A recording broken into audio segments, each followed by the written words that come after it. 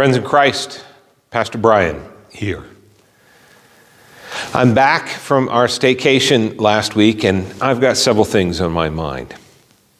First, I'm thankful for the weather we had last week. We were able to make great progress on our deck project. And Karen and I even got in a trip to the House on the Rock in Wisconsin. Oh my goodness, that place was wonderful, and it was so full, my brain shut down by the last two exhibits. You really should go if you haven't been there already. Secondly, I continue to be in prayer for all those affected by the severe flooding in Kentucky.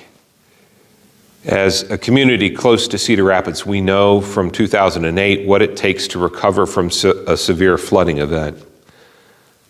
We know how much time, energy, and resources go into getting back to some semblance of normal once the waters recede.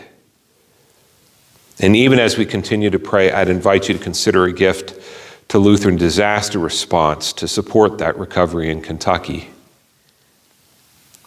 One of the things I learned in 2008 is that each of the Christian denominations in the U.S., they kind of have a specialty when it comes to disaster recovery. And together, we provide the essentials that are needed for folks to recover. The United Methodists, for example, are good at mucking and gutting, the cleanup kind of stuff. There's another group that specializes in pumping out flooded basements. Still others in providing hot meals, both for those working and for families. Lutherans, well, we're the case managers. Our help is usually among the first on the ground, and we are almost always the last to leave, often years after the event. We're the ones helping to connect people with resources for immediate help, as well as continuing to do that after the immediate cleanup is over. I'm thankful that we work together across congregations to fund this vital ministry as a church. And finally, I'm thinking about the Ely Sesquicentennial.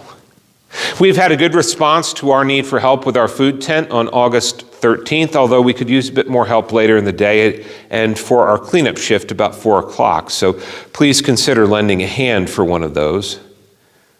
But I'm also looking forward to continuing to learn about Ely's history and those who helped shape who we are today.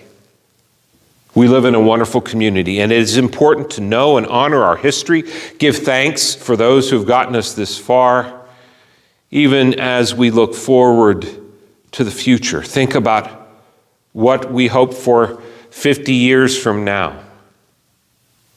I hope you'll plan to attend events on Friday, August 12th. I'll be participating in the variety show that evening. And also Saturday, August 13th, which is the main day of events. And then finally, come to the ecumenical worship service on Sunday, August 14th at 9 o'clock a.m. We'll be out under the tent in the Rowley Street parking lot. We'll have polka music from Becky Livermore, Terry Ard. There'll be bells, a joint choir with First Presbyterian Church near Ely, and much, much more. All of this is on my mind as I return to ministry, refreshed by my time away, but also glad for a bit of time to get oriented before things pick up again. Oh, friends in Christ, it is good to be back.